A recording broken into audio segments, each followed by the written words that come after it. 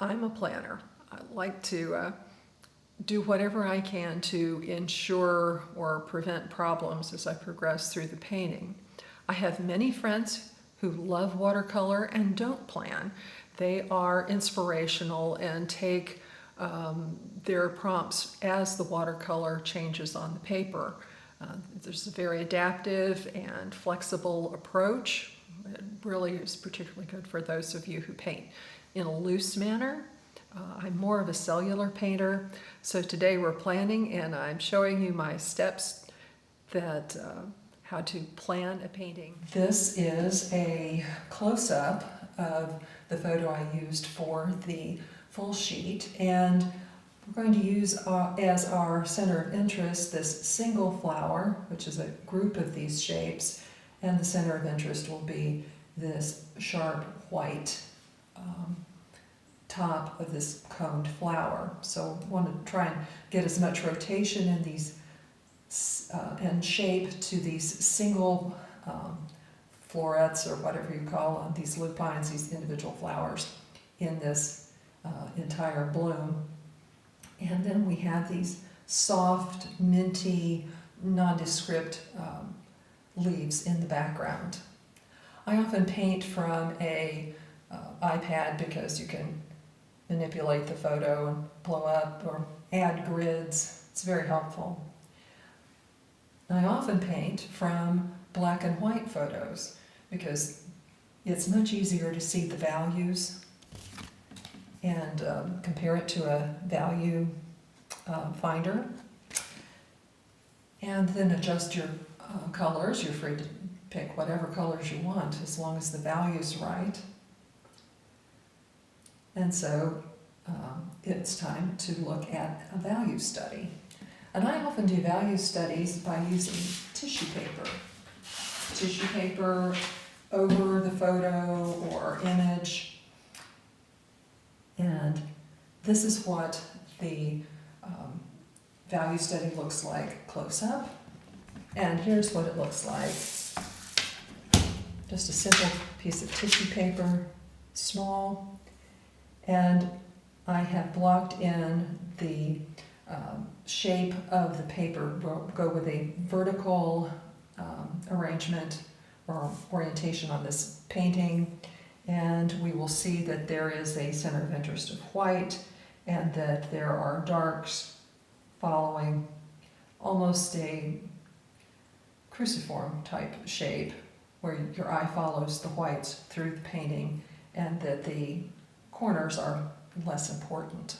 This image has a Duralar over it. If you've ever tried Duralar, you can buy it by the sheet and pads, and it's a plastical kind of paper that sheet that you can draw on, and it's useful in a number of ways. I just wanted to mention that you can check the armature of your paintings. It would, of course, these type of grids would change between the size of paintings that you would use. So you might be interested in doing a Duralar of a quarter sheet or whatever size painting that you paint frequently. And I did one for this size sheet for a demonstration to illustrate that most of the activity does seem to fall in this center diamond and then follows down to a focal point here, as well as our original plan focal point, getting pretty close to that. This is the most common point in Western paintings, is this upper left quadrant. I think it has something to do with that we read from left to right. And I've also allowed some entry of the eye from the bottom of the painting to get up and move around with these whites. I did a sample sheet of the paints that I've selected for this painting. Some that can get to very dark values, some that are beautiful but get stuck at mid values, and a selection of colors that will help us shift these colors from cool to warm, or modify them in a way to get the color that we need. For example, here is a Prussian blue, which is a very cool blue, but if you add rose, it will move very quickly to a warm blue and then into the purples. I've also run this blending line into the Viridian and included mixes with mint julep, which is an American Journey paint, and leaf green, and mixes with the lemon yellow with cerulean, and then all our selected colors with rose. It's really helpful to know what these paints are going to do before you put them on your 300-pound paper. This is Indanthrone blue, and it can be very dark, but it does have a significant color shift, so look for the color shift in Indanthrone.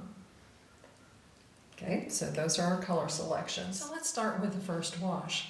I have my value scale out, I have my paper on something where it's not going to skid around on the drawing board, and I have squeezed out some fresh paint.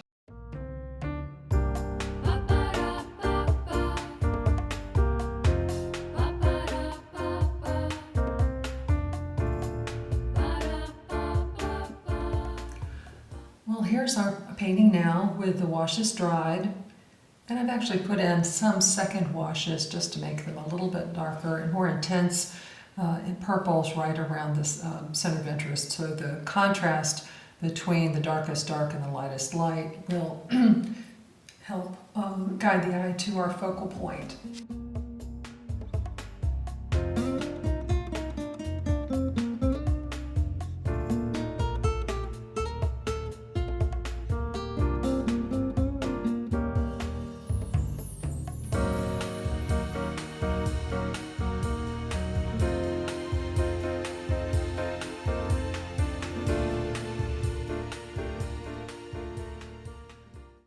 Here we are with the mask removed and lots of these very sharp, abrupt edges where the pigment dries right against the masking, where you take a damp eradicator brush and work those edges to soften them.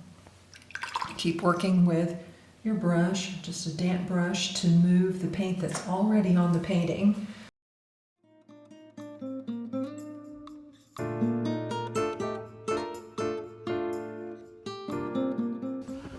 I keep a full-size matte backboard and acrylic sheet on my easel so that I can see what the painting will look like framed.